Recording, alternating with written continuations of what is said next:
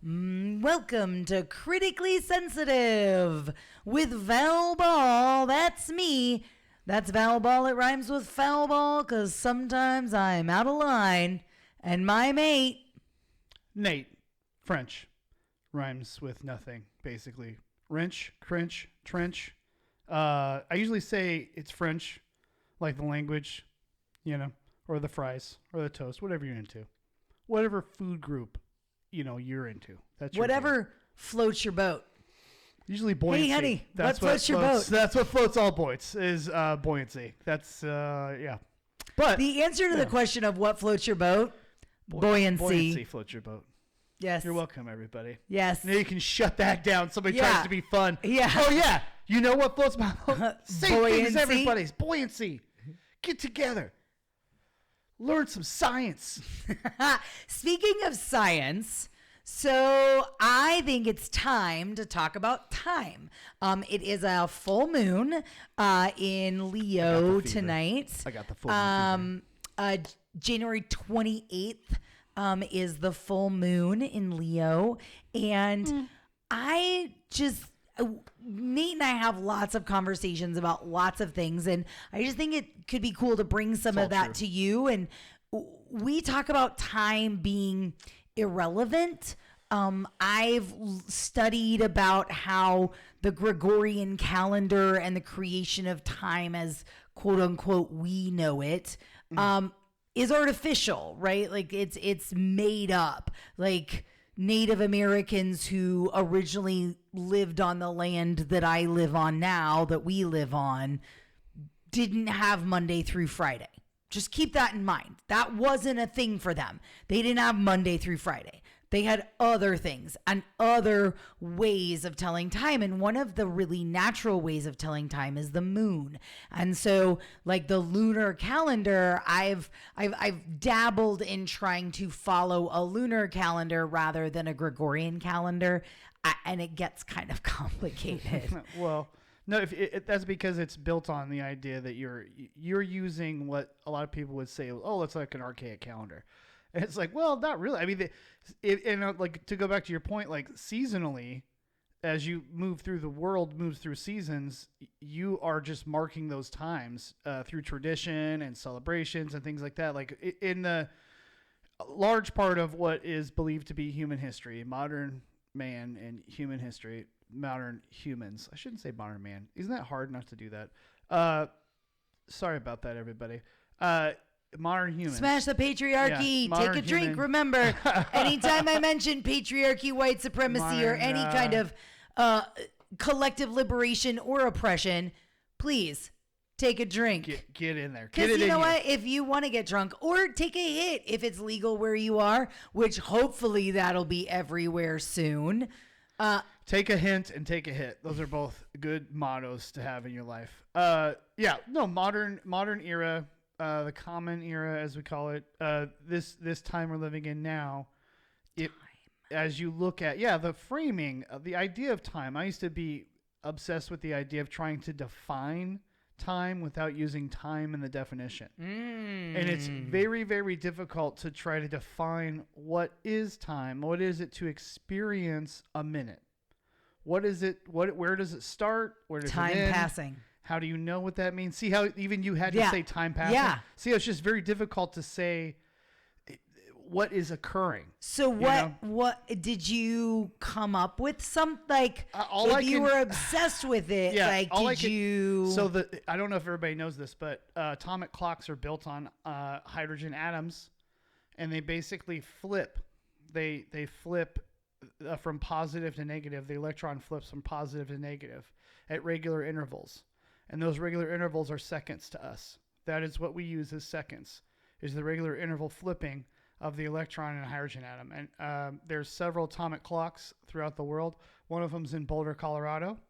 I am like literally mind blown right now. There is we are living at the switch of hydrogen electrons. That is a second to us. Like that blows because mind. Why? Because we had to come up with a standard measurement. We had to say, well, what is going to be something that is reliable that has a regular interval that we can say, okay, well, that's how much a second is. And then we're just going to build everything off of that. And it's a little interesting in the sense of if you go higher and lower in elevations, gravity affects that sequence of that regular switching. So where the hydrogen atom is in relation to atmosphere, in relation to gravity, any massive object that can affect it with its gravity, because as many people know, and I'm not going to tell anybody new stuff who knows physics at all. It's probably an old physics Not thing. A lot of people know physics, honey. But hey, okay, just so you know, I'll say. This is not the age of science out here, not at least in Kansas. We're trying. But yeah, so when you jump, when you're a little kid and you used to jump in the air, or even now as an adult when you try and your bones hurt, but when you jump, that is you actually, when you fall back down on the earth moves towards you as well. Even though you're falling back towards it, it's also going to move towards you. Very minute. It's almost unmeasurable. But it moves immeasurable movements. So just the way that lightning essentially meets That's what in I'd like the middle. my poops to be. So lightning kind of does this. Yes. Right, and that's because it's both things are charged, so positive and negative. Right. It's really just meeting in the middle of that. So also thinking about like that switching of the hydrogen atom, right? So like if you literally think about, because I've thought about like what's the ultimate duality, right? Like, because good and bad, I don't think are the ultimate duality, because what people seem to brush over in the whole good and bad debate is that's real subjective. Like that's real subject. Like good and bad is like made up by people all the time, every day, and especially systemically through white supremacy and oppressive behaviors and misogyny and patriarchy and all the different history's written by the victor, right? Like they've taken away all those. So anyway, so I've thought a lot. I used to be a driver, and if you want to hear our stories, we will tell you our stories anytime you want. Trust me, we love to tell you. Those are going to be on the separate channels when we spin her out. The story channel, the story channel with Val and Nate. We have talked about reading books. We did talk about doing book readings. It's kind of a fun idea just to think about. Like, I used to love the Andy Kaufman thing where he would just sit and read The Great Gatsby, and everybody would just get super pissed at him because it wasn't really a joke, but the whole thing was a joke. But it was, to him, it was just how long he could keep it going. And I think that's one of those, it's almost kind of an asshole thing. Like, you could kind of see people being like, Andy Kaufman's a little bit of a jerk about that. But it was his way of comedy. I get and that's it. Why I get it. Trust me, I get it. But anyway, I want back to that duality of. Sorry, Andy no, Kaufman. that's I know. We will tangential at any time. Time. Literally every second is either positive or negative. And so I think about that idea, or like who even made that up, is sometimes like in terms of like positive and negative. Here's what's also what great. Is that like? Are those synonyms with good or bad? And okay, like, here, let me blow your mind a little further. So pieces of atoms and electrons especially like to get shared, and they like to share themselves. They're very like polyamorous electrons. They're just looking radically for a good hospitable time. Just looking for a good time, these electrons. So when you're talking about chemistry, the word chemistry, you're literally talking about electrons and how they interact. That's really what chemistry is the interaction of electrons, and that's what makes molecules possible. So when you talk about H2O and you look at the model, we're all familiar with what hydrogen and then we're not all familiar with. Okay, well, H2O is recognize your privilege. So I think I said that weird. Sorry. Yeah, H2O. So 2 hydrogen, 1 oxygen. And the reason that works is because hydrogen has just the single electron, but it wants 2. It has in order for it to be perfectly happy, we'd like to have 2 electrons orbiting its nucleus. Nuclei. And it only has 1. And so what oxygen has is 2 extra electrons out there. It would like more electrons in it. I want to say it's 6 or 8, and I apologize to my chemistry teacher. I don't remember, but I believe it's either 6 or 8 in the final field of an oxygen atom that makes it completely happy. So, but anyway, it has 2 valence electrons. It means it's 2 electrons to share. So what it does is it finds one hydrogen atom, and the hydrogen atom goes, "Ooh, I'll work with you to share that electron." And it goes, "Okay, awesome. I'm a little bit happier, but I still have this extra electron. I wish I had a friend." Right? So then it finds another hydrogen atom, and now we got a little 3-way going on, and we have water. Nature's 3-way. So water is nature's 3-way.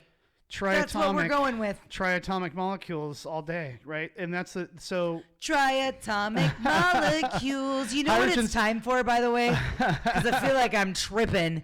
This is such a deep conversation. Well, I mean, sometimes you have to feel like it might be that time.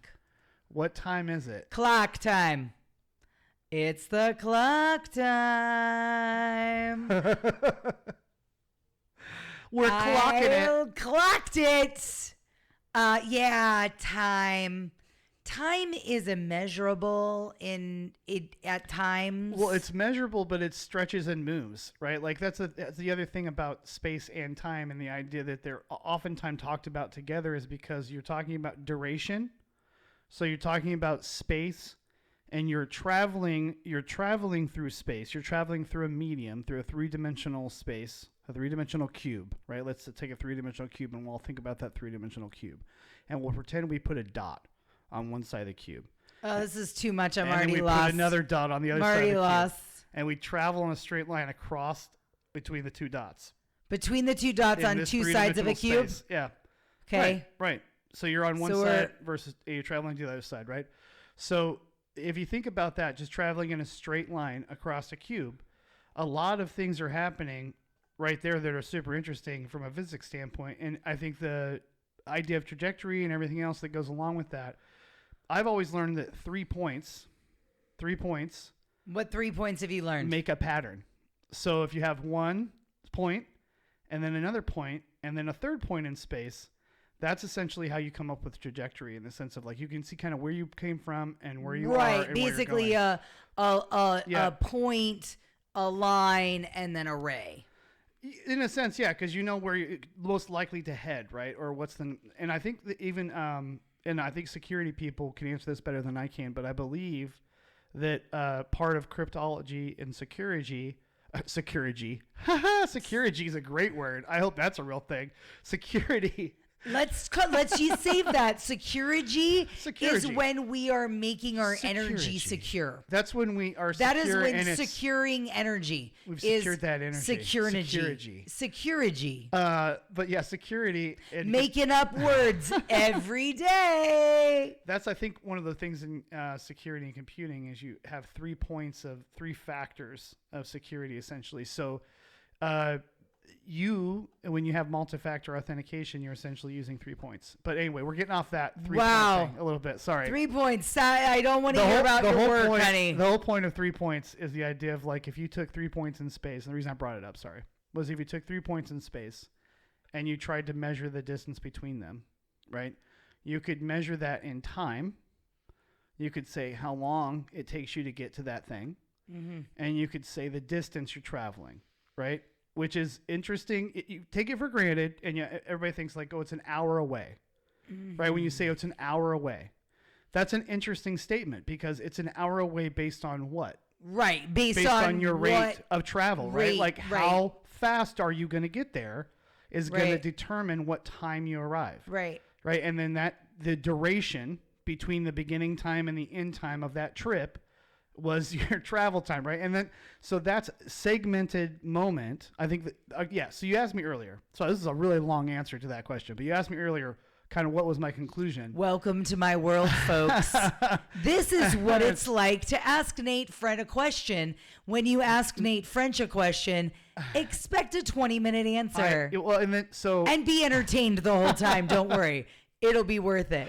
So the definition of time without using the word time. It's duration between 2 points is what I came up with. It's the duration between 2 points. It's how long it took you to get from point A to point B is essentially time. It's the closest explanation you can come up with is your duration over distance.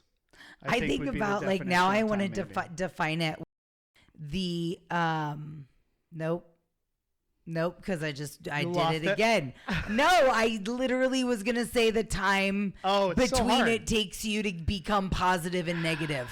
Well, you like know, I also think, you know what, I think about breath. Like I learned today about, like, I just am thinking like another way to measure things, right, would be by the breath. Like, but then that begs the question, how fast is your breath? How slow is your breath? How deep is your breath? How shallow is your breath? You know, those kinds of things. But I learned a really cool thing to imagine your breath as a shape as you're breathing, to go breathe, like imagine a triangle and then breathe in for 3. Like as you see a triangle, start at the bottom left and then breathe in for 3 as you count, as you're just seeing the triangle. You're seeing the triangle in your brain. No, you're seeing the triangle and you're tracing the triangle in your brain. Oh, okay. In your brain, mentally, you're tracing the triangle while you're breathing. That's interesting. With stuff. like the seconds, which I now know is with the switch of a hydrogen atom. No, the electron. Yeah. The electron. That was easiest because there's just the one electron. So it's not being influenced by any other electrons. But that's kind of a misnomer too, because hydrogen atoms usually are diatomic, meaning that they like to gang up with each other. They're going to go ahead and like love each other because no one will love them, you know, like they're very much into self-love and they'll love each other. They're not against that, you know. Don't be against self-love. They'll love their own kind. And so they share their valence electron in order to have 2 electrons some of the time. So one atom will have 2 electrons for a few rotations, and then it trades it off, and the other atom has the 2 electrons for a few rotations. I mean, harmony. Yeah, hydrogen is that's the bond. Harmony. The bond they have is sharing. So sharing is the fundamental, like, founding block that builds all the molecules. Everything that you see around you that's a complex molecule is built on friendship and sharing. And that, I want to end on this. And that therefore proves that life is more cooperative than competitive. And we have been trained to be more competitive than cooperative. Well, and the world seeks balance. And what's beautiful is that if it's behavior, then it's been learned, and therefore it can be unlearned. So, with that, thanks for tuning in to our full moon, critically sensitive. How will we do it? We will definitely be back soon. Hopefully this weekend we'll produce some more content for everybody. We love everybody's likes so far. Unbelievable response. Thank you to everybody for tuning in. We're 10% of our way to our own critically sensitive. We have a proper site and a whole YouTube name. I'm gonna have. We're a 10th of the way there, so we just need 90 more subscribers. Tell your friends. Will Tell you your friends. be one of them? Can you be I the change? sure hope so. Our goal is 100 subscribers. Can you join us? Can you join us? Will you? Will you be a part of the solution? Everybody be good to yourselves and each other, and take care. Be positive. Be positive or negative. And negative. But or you know, you're going to be both. Yeah, that's just how it works. I'll see you next time. Bye.